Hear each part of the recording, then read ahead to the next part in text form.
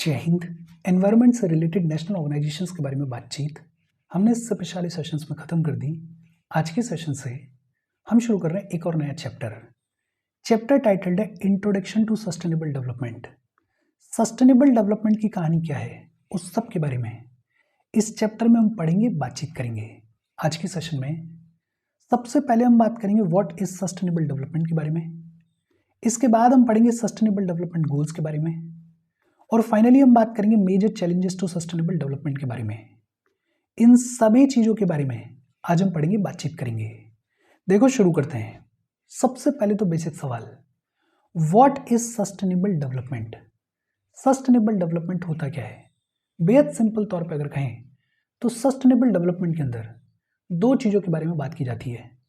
Sustainable development is basically a way of development that meets the needs of the present generation without compromising the ability of the future generations to meet their own needs।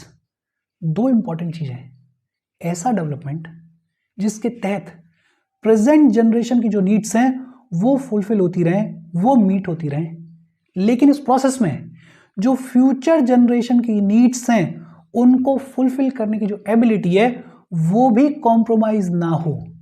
ऐसे development को क्या बुलाया जाता है? ऐसे development को sustainable development बुलाया जाता है। इजी और सिंपल सी बातचीत है। Sustainable development is a way of development that meets the needs of the present generation without compromising the ability of the future generations to meet their own needs. ऐसे development को क्या बुलाया जाता है? ऐसे डेवलपमेंट को सस्टेनेबल डेवलपमेंट बुलाया जाता है। ये जो सस्टेनेबल डेवलपमेंट देखने को मिलता है, इस सस्टेनेबल डेवलपमेंट के इवोल्यूशन की कहानी क्या रही है? 1972 में स्टॉकहोम कॉन्फ्रेंस देखने को मिली। यूनाइटेड नेशन की एक कॉन्फ्रेंस हुई ऑन ह्यूमन एनवायरनमेंट।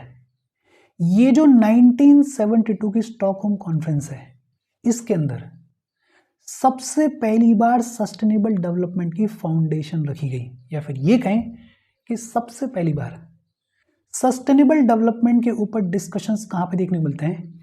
1972 की स्टॉकहोम कॉन्फ्रेंस में देखने को मिलते हैं।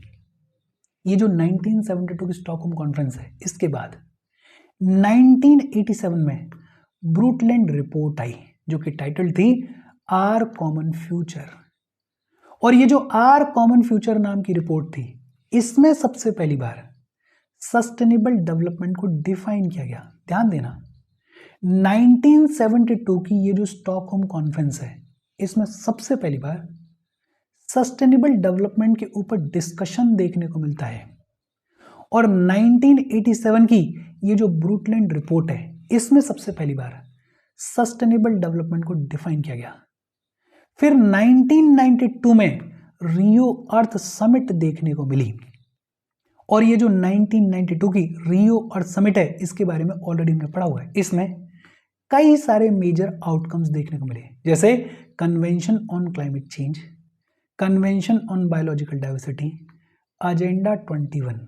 इन सभी के बारे में ऑलरेडी हमने डिटेल में पढ़ा हुआ है। फिर 2000 में मिलेनियम डेवलपमेंट गोल्स को अडॉप्ट किया गया। 2000 में मिलेनियम डेवलपमेंट गोल्स को अडॉप्ट किया गया। बेसिकली यूनाइटेड नेशन ने 8 गोल्स को अडॉप्ट किया, और ये जो 8 गोल्स थे, इनका एम था पॉवर्टी को रिड्यूस करना। हालांकि ये जो मिलेनियम डेवलपमेंट गोल्स थे, इनके अंदर एनवायरनमेंट के बारे में एक्सप्लिसिटली बात नहीं की गई थी, लेकिन कई सारे गोल्स ऐसे थे जो कि इम्प्लिसिटली एनवायरनमेंट के लिए काम करते थे। और फिर अल्टीमेटली 2015 में सस्टेनेबल डेवलपमेंट गोल्स को अडॉप्ट किया। 17 सस्टेनेबल डेवलपमेंट गोल्स को 2015 में अडॉप्ट किया गया। और ये जो सस्टेनेबल डेवलपमेंट गोल्स हैं, इनका एम क्या है? इनका एम है सस्टेनेबल डेवलपमेंट को अचीव करना बाय 2030। और ये जो सस्टेनेबल डेवलपमेंट गोल्स हैं, इनमें एनवायरमेंटल इश्यूज को भी एड्रेस किया गया है, इकोनॉमिक इश्यूज को भी एड्रेस किया गया है, और सोशल इश्यूज को भी एड्रेस किया गया है। इजी और सिंपल सी बातचीत है। अभी तक जितनी भी बातचीत हमने की, उसमें दो चीज इंपॉर्टेंट है। एक तो आपको ये समझ में आना चाहिए कि सस्टेनेबल डेवलपमेंट का मतलब क्या होता है, और सस्टेनेबल डेवलपमेंट के दो एस्पेक्ट्स हैं। एक तो जो प्रेजेंट जनरेशन की नीड्स हैं वो फुलफिल होती रहें, लेकिन इस प्रोसेस में जो फ्यूचर जनरेशंस की नीड्स हैं उनको फुलफिल करने की जो एबिलिटी है वो भी कॉम्प्रोमाइज नहीं होनी चाहिए। ऐसे डेवलपमेंट को क्या बुलाया जाता है? ऐसे डेवलपमेंट को सस्टेनेबल डेवलपमेंट बुलाया जाता है। ये जो सस्टेनेबल डेवलपमेंट है इसका इवोल्यूशन किस तरीके से देखने को मिला? सबसे पहली बार सस्टेनेबल डेवलपमेंट के ऊपर डिस्कशंस कहां पे देखने को मिलते हैं? 1972 की स्टॉकहोम कॉन्फ्रेंस में देखने को मिलते हैं। सबसे पहली बार सस्टेनेबल डेवलपमेंट को डिफाइन कहां किया गया? 1987 की ब्रूटलैंड रिपोर्ट में किया गया। सबसे पहली बार एनवायरनमेंट से डील करने के लिए जो मेजर स्टेप लिया गया वो कहां लिया गया? 1992 की रियो अर्थ समिट में लिया गया। 2000 में मिलेनियम डेवलपमेंट गोल्स को अडॉप्ट किया गया और 2015 में सस्टेनेबल डेवलपमेंट गोल्स को अडॉप्ट किया गया। अगर आपने क्लास 9th और 10th की ज्योग्राफी की एनसीईआरटी पढ़ी हुई है तो ये जो सस्टेनेबल डेवलपमेंट की बातचीत अब तक हमने की है वो सब वहां पे इन डिटेल दी गई है। अगर आपने पढ़ी होगी तो आपको पता होगा और ये दिखाता है कि एनसीईआरटीज कितनी इंपॉर्टेंट है। होपफुली जितनी बातचीत अभी तक हमने की है वो स्ट्रक्चर आपके दिमाग में सेट हुआ होगा। हम आगे बढ़ें उससे पहले वीडियो पे लाइक के बटन को दबा दो। लाइक दबाना ज़रूरी है बिकॉज यूट्यूब ऐसे ही फंक्शन करता है। जब आप वीडियो पे लाइक के बटन को दबा दो तो यूट्यूब वीडियो को कंसिडर करता है और थोड़ा सा पुश कर देता है। तो लाइक का बटन दबा दो, शेयर कर दो अपने सोशल मीडिया हैंडल्स पे, व्हाट्सएप वगैरह पे अपने फ्रेंड्स को। जो भी लोग इसमें इंटरेस्टेड है, इससे रिलेटेड पढ़ाई कर रहे हैं, उन सबको शेयर कर दो। अगर चैनल को सब्सक्राइब नहीं किया है तो फॉर श्योर चैनल को सब्सक्राइब कर लो। और अगर आप केपेबल हेल्प करना चाहते हो तो आप हमें हेल्प कर सकते हो by clicking on the join button, या फिर आप कंट्रीब्यूट भी कर सकते हो QR कोड को स्कैन करके। अच्छा, सस्टेनेबल डेवलपमेंट का मतलब क्या होता है ये तो आपको समझ में आया। अभी हमने बात की कि 2015 में 17 सस्टेनेबल डेवलपमेंट गोल्स को अडॉप्ट किया गया। ये जो 17 सस्टेनेबल डेवलपमेंट गोल्स हैं ये कौन कौन से हैं ये अपने को पता होना चाहिए। बेसिक लेवल पे इसके बारे में जानकारी होनी चाहिए। पहला गोल क्या है? No poverty. पहला गोल क्या दिया गया है कि पॉवर्टी को सब जगह से सभी फॉर्म्स में हमें खत्म करना है।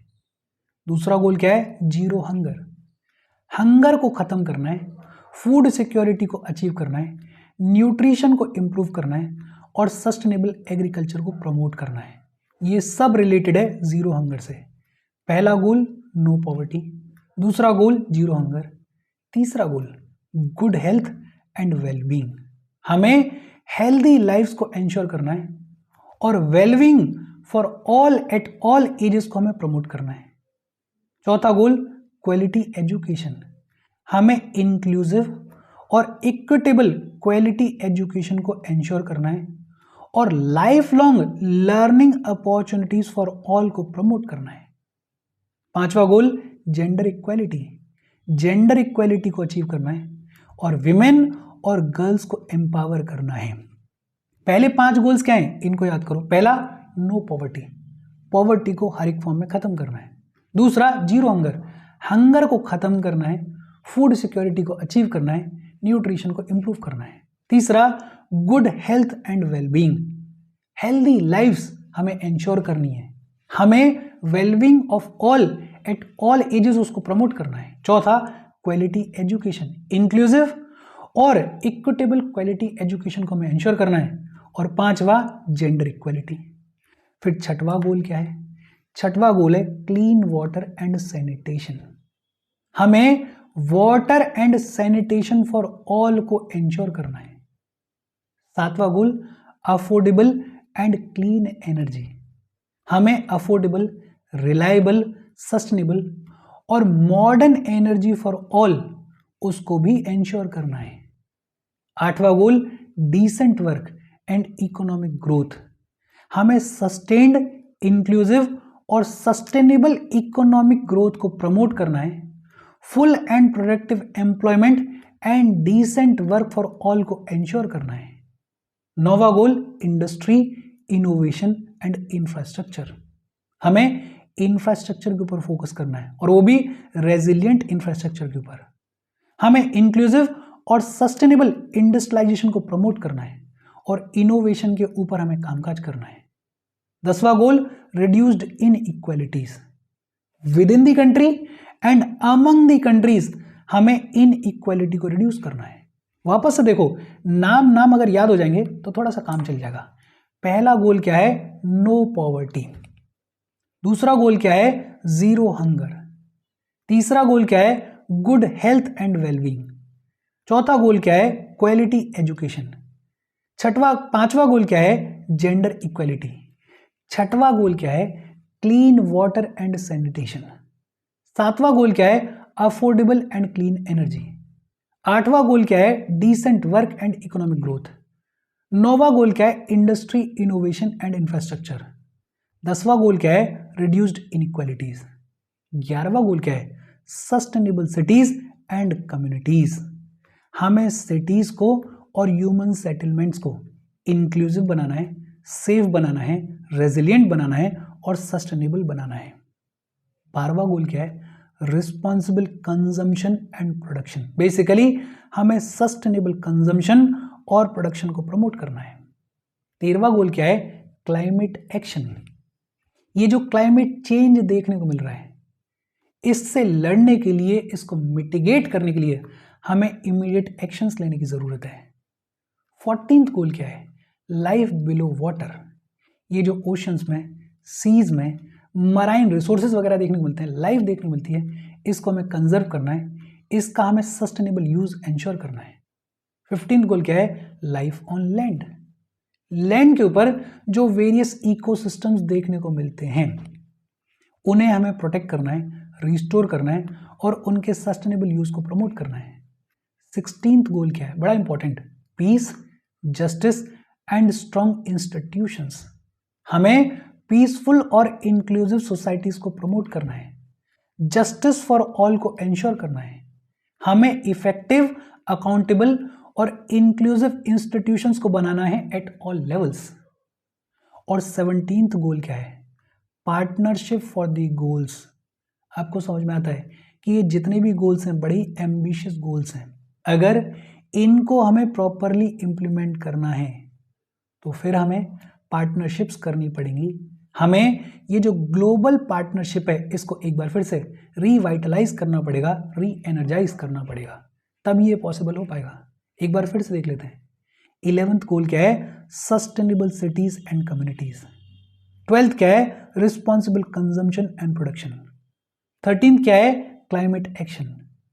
14th क्या है? Life below water. 15th क्या है? Life on land. 16th क्या है? Peace, justice and strong institutions. और 17th क्या है?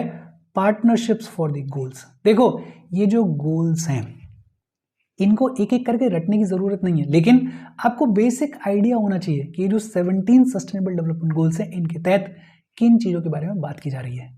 बेसिक तौर पे एक दो बार अगर देखोगे तो आपको मोटा मोटा जो नाम है वो नाम याद हो जाएंगे, तो इसको थोड़ा ढंग से देख लेना। अच्छा, फिर इसके बाद बात आती है major challenges to sustainable development. हमें ये तो समझ में आता है कि सस्टेनेबल डेवलपमेंट अच्छी चीज़ है, हमें इंश्योर करना है इसको, लेकिन इसके सामने मेजर चैलेंजेस क्या हैं? एक तो क्लाइमेट चेंज, टेम्परेचर्स जो हैं वो राइज होते जा रहे हैं, एक्सट्रीम वेदर इवेंट्स अब फ्रिक्वेंटली देखने को मिलते हैं, सी लेवल जो है वो राइज हो रहा है और इसकी वजह से जो कोस्टल एरियाज हैं वहाँ पे डेंजर देखने को मिलता है। तो क्लाइमेट चेंज जो है वो एक बड़ा मेजर चैलेंज है इस सस्टेनेबल डेवलपमेंट के रास्ते में। दूसरा, रिसोर्स डिप्लीशन। और ये जो रिसोर्स डिप्लीशन देखने को मिल रहा है, ये क्यों देखने को मिल रहा है? Because of over exploitation of natural resources.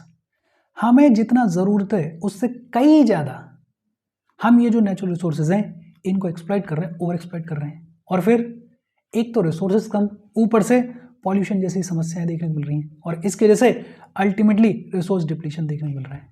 तीसरा, पॉवर्टी एंड इनइक्वालिटी। आज भी दुनिया भर में मिलियंस ऑफ लोग ऐसे हैं जो कि पॉवर्टी में रहते हैं, जिनको एक टाइम तक का खाना नहीं मिलता है।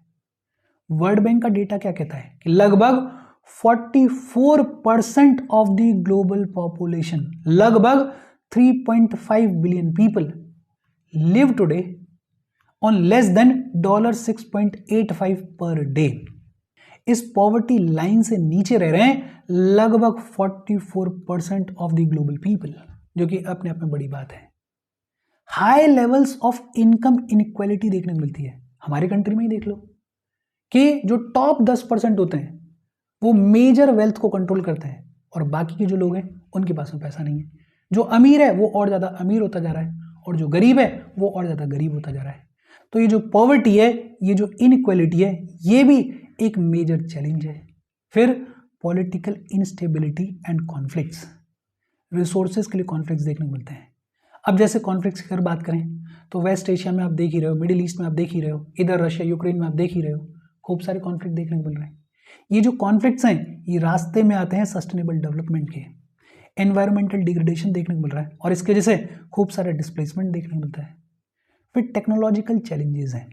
आज भी हम कितना भी बात कर लें रिन्यूएबल एनर्जी के बारे में, हम कितना भी बात कर लें सस्टेनेबल डेवलपमेंट के बारे में, लेकिन आज भी दुनिया भर में फॉसिल फ्यूल्स के ऊपर जो डिपेंडेंस है वो बहुत ही ज़्यादा हाई है। कोल, ऑयल और गैस आज भी लार्जेस्ट कंट्रीब्यूटर्स हैं to the climate change. In fact coal, oil और गैस जो हैं ये 75% कंट्रीब्यूशन करते हैं ग्रीन हाउस गैस एमिशंस में और 90% कंट्रीब्यूशन करते हैं कार्बन डाइऑक्साइड के एमिशंस में। ग्रीन टेक्नोलॉजी डेवलप हो रही है, मॉडर्न टेक्नोलॉजी डेवलप हो रही है, लेकिन उसका जो एक्सेस है वो लिमिटेड है। अभी भी जो अंडर डेवलप्ड कंट्रीज हैं या जो डेवलपिंग कंट्रीज हैं वहाँ पे ये जो ग्रीन टेक्नोलॉजी है ये रिलेटिवली ना के बराबर पहुँची है या बेहद कम पहुँची है। फिर इसके अलावा लैक ऑफ इंटरनेशनल कोऑपरेशन, बड़ी बड़ी बातें तो की जा रही हैं, लेकिन ये जो ग्लोबल चैलेंजेस हैं इनको सॉल्व करने के लिए जो ग्लोबल सॉल्यूशंस रिक्वायर्ड हैं, जो इंटरनेशनल कोऑपरेशन रिक्वायर्ड है, उसमें अभी भी कमी देखने को मिलती है। फॉर एग्जांपल हमें पता है यूएस ने पेरिस एग्रीमेंट से विड्रॉ कर लिया है और आजकल तो यूएस में खूब सारी बातचीत चलती है, बड़े बड़े लोग बोलते हैं कि क्लाइमेट चेंज नाम की कोई चीज़ है ही नहीं। तो एक तरीके से पूरे तरीके से नकार रहे हैं, जो रिस्पॉन्सिबिलिटीज़ हैं उनको लेने से मना कर रहे हैं। COPs को कंडक्ट किया जाता है, लेकिन COPs are more like paper tigers. कह तो दिया जाता है कि हम इतना पैसा जुटाएंगे, हम ये काम करेंगे, हम ये चीज़ें इंप्लीमेंट करेंगे, लेकिन जब पैसे की बारी आती है तो उतना कलेक्ट नहीं हो पाता, इम्प्लीमेंटेशन प्रॉपर नहीं हो पाता। तो ये जो COPs हैं they are more like paper tigers. और जो नए नए आइडियाज़ हैं जैसे fossil fuel non proliferation treaty, इसके ऊपर कंसेंसस देखने को नहीं मिलता, कोऑपरेशन देखने को नहीं मिलता। और अगर कोऑपरेशन नहीं होगा, कंसेंसस नहीं होगा, तो इन चीज़ों को इम्प्लीमेंट करना, लागू करना अपने आप में बेहद डिफिकल्ट हो जाएगा। और इसके साथ ये जो सस्टेनेबल डेवलपमेंट का इंट्रोडक्शन है ये बातचीत खत्म हो गई। देखो इजी सेशन है, बेहद इजी सेशन है। ये जो चैलेंजेस हैं इनको आप खुद से लिख सकते हो। ये जो 17 सस्टेनेबल डेवलपमेंट गोल्स हैं इनको एज सच एक एक करके रटने की ज़रूरत नहीं है, लेकिन आपको मोटा मोटा आइडिया ज़रूर होना चाहिए, काम आ जाता है। बाकी सस्टेनेबल डेवलपमेंट होता क्या है और इसका इवोल्यूशन किस तरीके से देखने को मिला, होपफुली वो ऑलरेडी आपके दिमाग में रजिस्टर हो गया होगा। आज की बातचीत हम यहीं पे ख़त्म कर रहे हैं। कोई डाउट हो कमेंट करके पूछ लेना। Thank you very much.